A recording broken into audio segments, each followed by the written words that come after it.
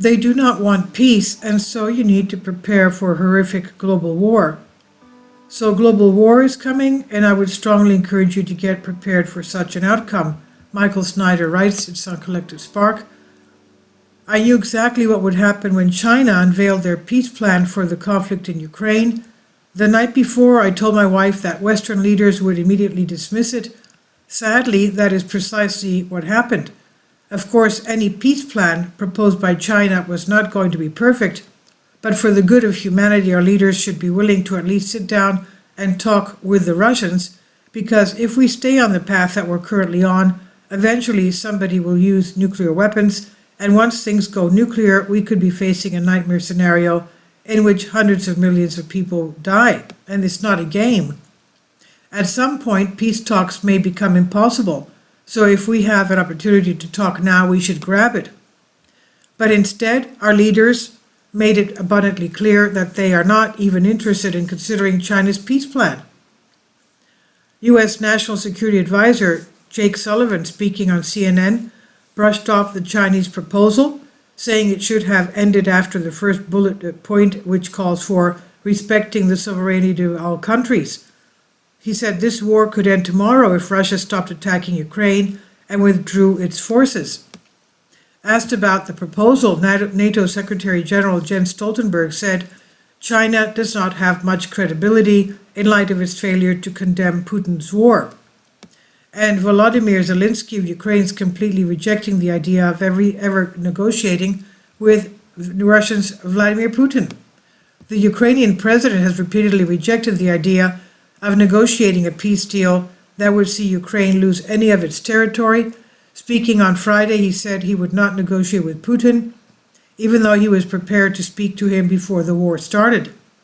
He said, "It is not the same man. There is nobody to talk to there."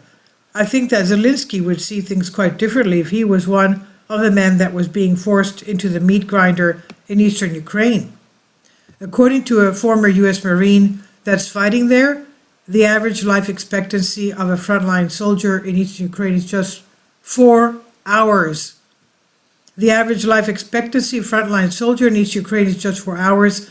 A former U.S. Marine fighter alongside Ukrainian forces in the Donbass told ABC News. It's been pretty bad on the ground, a lot of casualties.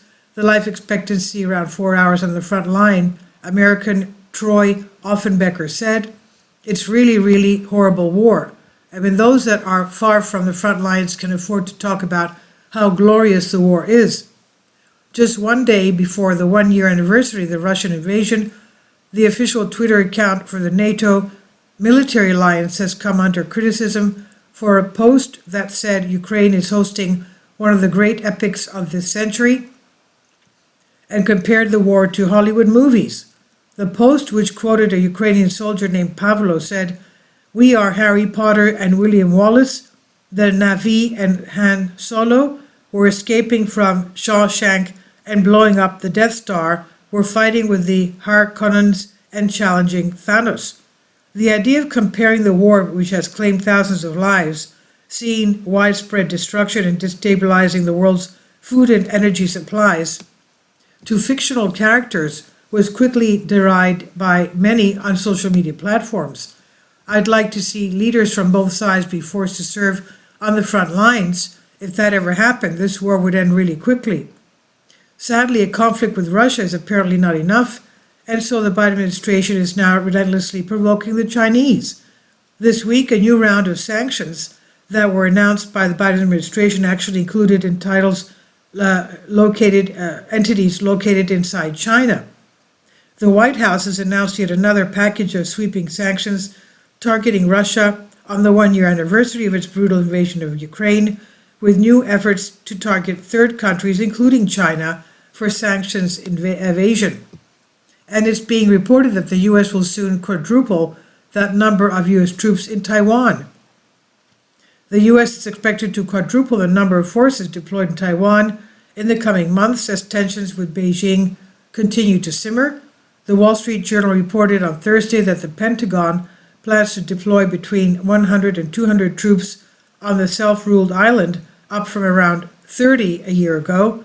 Service members from the Marines and the Special Forces have been sent to Taiwan in the past, and the number has fluctuated over the years. The Chinese consider Taiwan to be their sovereign territory. It's something that they believe with a passion. And so the fact that the Biden administration will be sending more U.S. troops to the island has really pissed them off. A commentator for the Global Times, a media project of the Chinese Communist Party, issued a threat to the United States on Thursday night, intimating that China would not hesitate to engage U.S. forces stationed in Taiwan if the Chinese launched an invasion of the island nation. Hu Jin, formerly the editor-in-chief of the Global Times, reacted to a Wall Street Journal report about U.S. troops traveling to Taiwan by calling it illegal and suggesting that the Chinese would treat them as enemy combatants. It's illegal for these U.S. soldiers to go to Taiwan, and Chinese mainland will not take any responsibility for their safety, tweeted Hu. If we take military action when necessary, they'll be wiped out together with the resisting Taiwan troops. They can also be eliminated first as the invading army. But most Americans don't understand any of this. Most Americans have absolutely no idea that we are literally on the verge of a war with China. Unfortunately, such a conflict is getting a little bit closer with each passing day. In fact, we just witnessed a very alarming incident over the South China Sea, and you'll see that in two videos before this one. A voice saying it's coming from a People's Liberation Army PLA airport crackles over the radio of the U.S. Navy P-8 Poseidon as a CNN crew giving rare access aboard the U.S. fighter listens in, and it says, "American aircraft, Chinese airspace is 12 nautical miles, not approaching anymore, or you bear all responsibility. For some reason, the U.S. Navy aircraft was carrying a CNN crew, and the Chinese fighter jet got so close to them that they could make out the red star on the tin fins, and the missiles it was armed with. In a few minutes, a Chinese fighter jet armed with air-to-air missiles intercepted the U.S. plane nestled in just 500 feet off its port side. The Chinese fighter jet was so close the CNN crew could see the pilots turning their heads to look at them and could make out the red star on the tail fins and the missiles it was armed with. Why does the Biden administration see the need to endlessly provoke China at a moment like this? It is madness. We could easily find ourselves involved in conflicts with both Russia and China at the same time, and I have precisely warned of such a scenario for a long time. Unfortunately, we have a hothead in the White House that's in an advanced stage of capacity having to do with declining capacity, mental decline, and he is surrounded by irrational warmongers such as Jake Sullivan, Antony Blinken, and Victoria Nuland. They do not want peace, it appears. So global war may be coming, and I would strongly encourage you to get prepared for such an outcome. Views in this article and opinions of the author do not necessarily reflect the views of Collective Spark. And this is by Michael Snyder on Collective Spark. He says, about the author, my name is Michael, and my brand new book entitled End Times is now available on Amazon. In addition to my book, I've written 6 other books that are available on Amazon, including 7-Year Apocalypse, Lost Prophecies of the Future of America, The Beginning of the End, and Living a Life That Really Matters. When you purchase any of these books, you help to support the work that I'm doing. And one way that you can really help is by sending copies as gifts to family and friends. Time is short, and I need help getting these warnings to the hands of as many people as possible. I have published thousands of articles on the Economic Collapse blog, End of the American Dream, and The Most Important News. And the articles I publish on those sites are republished on dozens of other prominent websites all over the globe. I always freely and happily allow others to republish my articles on their own websites, but I also ask that they include this about the author section with each article.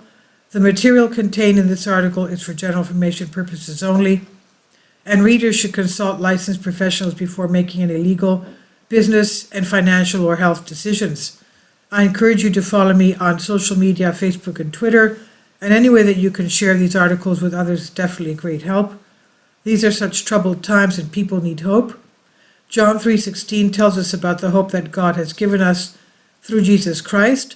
For God so loved the world, which he gave his only begotten Son, that whosoever believeth in him should not perish, but have everlasting life. If you have not already done so, I strongly urge you to invite Jesus Christ to be your Lord and Savior today. Please leave your comments, and thank you for your support. Kindly support my Patreon account. The daily posts are 5 videos daily, and they are totally different from what I have on my YouTube channel.